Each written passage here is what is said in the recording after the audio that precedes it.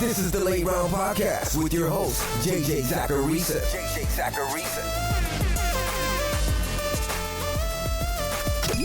What's up, everyone? It's JJ Zacharisa, the editor-in-chief at FanDuel and at NumberFire.com, and this is episode 356 of the Late Round Podcast, one of many shows that are part of the FanDuel Podcast Network. Thanks for tuning in. In the grand scheme of things, I know that fantasy football is meaningless. I know there are more important things in the world, but I also know that it's a hobby for all of us. It's an escape.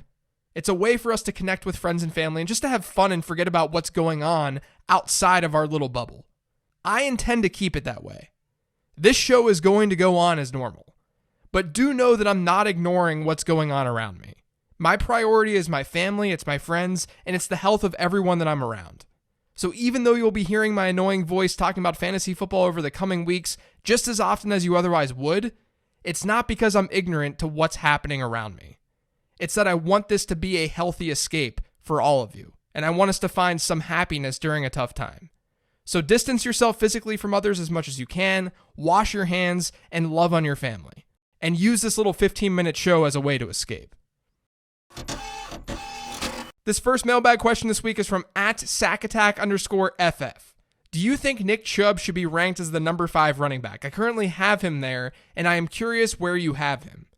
So I don't have rankings right now, but there are some red flags with Nick Chubb. Or I should say, there's a red flag, and it's Kareem Hunt.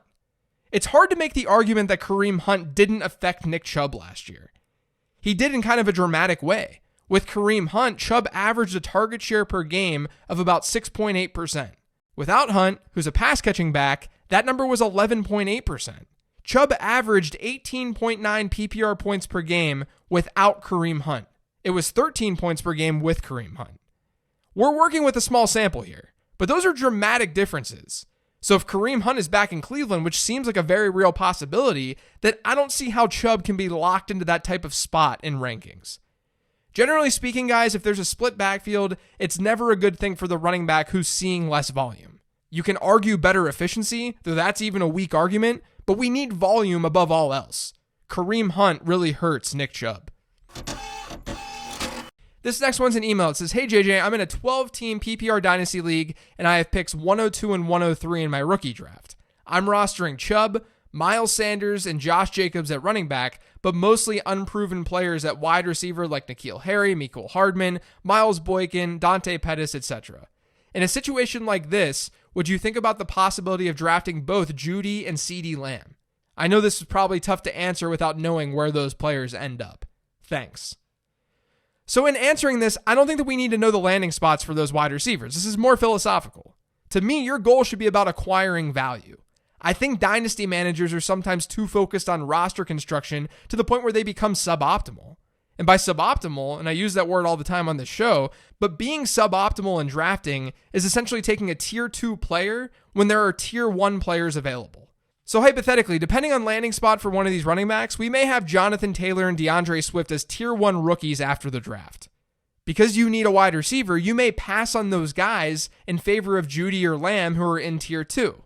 And in a format like Dynasty, that can get you into trouble because you're attached to that decision for a long period of time, not just 1 year. But the key here is that you can just trade. Just because you're set at running back doesn't mean that you can't squeeze value out of the market. What if you found someone who really likes Josh Jacobs, and then you were able to get a really good young wideout for him, and then you used one of your picks on a player like Jonathan Taylor? That not only allows you to extract tier 1 value, again, this is a hypothetical, but you all of a sudden have a core piece at wide receiver that can help you win right now. That's how I approach situations like this one. Don't feel married to your dynasty team. This next question is also an email. It says, "Hey JJ, here's a Dynasty League off-season question. How do you value free agents whose future team is still uncertain? Do you weigh the probability of a good landing spot the most since opportunity is key to production? Or if that's too difficult to predict, is raw talent more important since that should theoretically lead to opportunity? For example, if you're in a Superflex league, this year's quarterback market is full of guys who could end up anywhere due to trades or free agency. Ryan Tannehill, Jameis Winston, Phillip Rivers, Tom Brady, Andy Dalton, Teddy Bridgewater, Nick Foles, etc. How do you go about evaluating these players at any position to figure out who to commit to? And then the email says, ... pause, ... Thanks for reading my email. Anthony from Boston. So talent matters in different ways with different positions. I care a lot less about running back talent than I do wide receiver talent, for example. It's not that I think that running back talent is irrelevant for the running back to see more work, but it's easier for an average running back in fantasy football to score more points than an average wide receiver, since situation objectively matters more at running back. So that's the first thing to keep in mind. But the additional layer to that is if a running back is switching teams, chances are he's not getting a huge investment from that new team.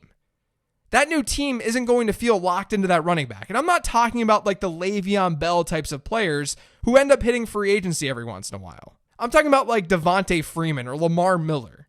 Chances are teams aren't going to invest heavily in those types of players. Meanwhile, the average wide receiver equivalent to those guys is someone like, I don't know, Robbie Anderson. Maybe that's a bad example, but it's just a rough example. Wide receivers last longer in the league and they get paid more. And if the wide receiver is good, which I do think Robbie Anderson is good, then I'll be more inclined to buy into a free agent wide receiver like that than a random free agent running back.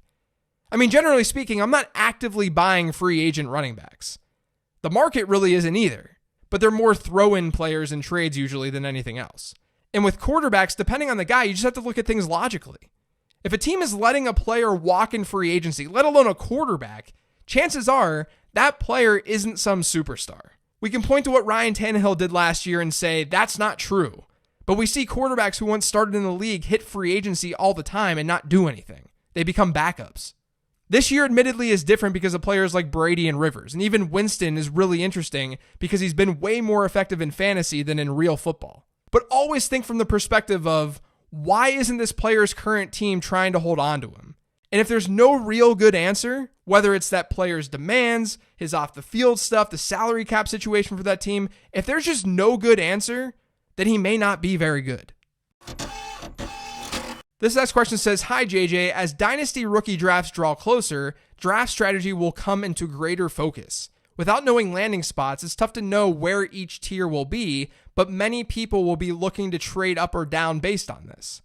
What does your data tell you about trading picks to move up in the draft? I have a lot of late first, early second draft capital, and I'm wondering if it makes more sense to take a few shots on players in that range, or if it would be better to consolidate to move up. Thanks, love the show. So instead of just saying early first round picks are good and then there's a big drop off and then there's another big drop off in the middle of the second round and going down that route, I'm going to do what I usually do on the show, and I'm just going to talk through thought process. Entering a draft, we have tiers. I'll have my rankings in tiers before the draft, and I'll talk about them on the show, but we'll have a set of tiers, ideally at least. We're setting those tiers with imperfect information because the draft hasn't happened yet. So maybe your tier 1 has 2 players, your tier 2 has another 2, and your tier 3 has 3, and so on. What you shouldn't overrate is your ability to nail down those tiers pre-draft. What I mean by that is, and this is especially true at the running back position, but if you see a big 5 running backs this year, if you see 5 in the top tier, you should absolutely not assume that those 5 running backs are going to come out of the draft unscathed. There's a very real possibility that someone like J.K. Dobbins lands in a place where there's somewhat of an established running back. Like, what if the Lions really do decide to take one of those players? All of a sudden, you've got a fantasy football nightmare between Kerryon Johnson and that other running back. Now, at the same time, really good situations are going to emerge for players who are ranked lower. Maybe you hate Zach Moss, but he gets drafted by Kansas City. You're going to be forced to move him up, but chances are you're not going to move him up into an elite tier that would sort of make up for a bad landing spot for J.K. Dobbins.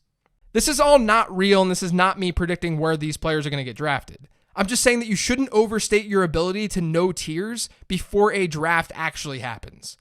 What I will say, though, is that you should be able to have a better idea at the wide receiver position because, like I said earlier, talent wins out most of the time. I've mentioned this before, but I let landing spot dictate my rankings too much at wide receiver last year, and it was a dumb move.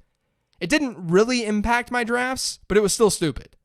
So from that perspective, you can generally plan out drafts and know where players are going to be drafted.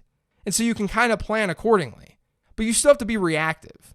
And each draft is going to be different. The 101 in one year doesn't have the same value as the 101 in the next. When Saquon Barkley came out, that 101 was way more valuable than the 101 last year. I can't tell you exactly what to do if you have a ton of late first or early second round picks because I don't know your team or your league. But what I can say is to not overstate your running back tiers, but do know that I personally love the kind of players that you're bound to get in that range this year. I love the late first and the early second. So you're not in a bad spot at all.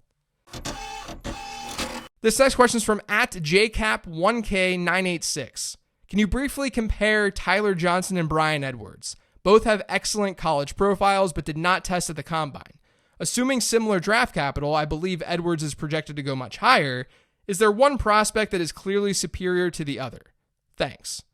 My model likes Tyler Johnson more, but if Edwards goes well ahead of him in the draft, then it'll lean Edwards. I think last week I used an example of Tyler Johnson going 200th overall. If that happened, he'd be like an 80th percentile player in my model. For Bryan Edwards to hit that percentile, he'd have to go like 125th overall. So I'd say that both players are liked in my model. The thing is, it seems like NFL teams like these guys a lot less than fantasy managers do. I say this all the time, but the fantasy community is going to rate the productive wide receivers a lot higher than what we're going to see from scouts in the NFL draft. So guys like Tyler Johnson and Bryan Edwards already had pretty high ADPs before the combine and everything started. That's why it's such a weird place for me personally. I like both players, but based on the market, I may end up not drafting these players at a high rate because of what the market is saying. But objectively, both players look pretty good, and my model does prefer Tyler Johnson right now pre-draft. This last question says, "Hey JJ, I'm new to the podcast, so forgive me if this has been covered, and point me in the direction of that episode. It has not been covered, which is why I'm talking about it on today's show. You talk a lot about the impact of draft capital as a predictor of fantasy success, but does the specific team matter? For example, I'm an Eagles fan, and historically they are bad at drafting fantasy-relevant wide receivers. So would the same player taken at the same draft slot by the Eagles versus a different team be ranked lower by your model? Should he be? And what does all that mean for the outlook of J.J. Arcega-Whiteside?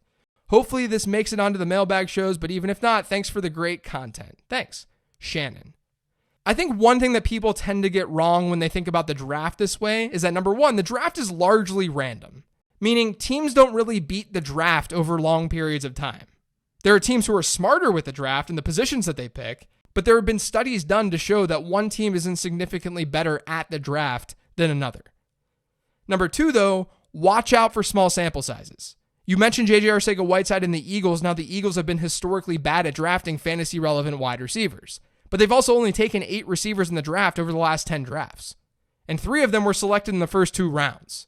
They haven't been significant hits, but I don't think that we can say the Eagles can't draft fantasy-relevant wide receivers because of that sole fact. Landing spot matters, but more so when you're looking at coaching and team personnel. I wouldn't get caught up in how a team drafted in 2012. Evaluating the player himself makes a lot more sense. That's going to do it for today's show, though. Thanks to all of you for listening. If you've yet to subscribe to the Late Round Podcast, make sure you are by searching for it pretty much anywhere podcasts can be found. And don't forget to follow me on Twitter @LateRoundQB. Thanks, everyone. Enjoy your weekend.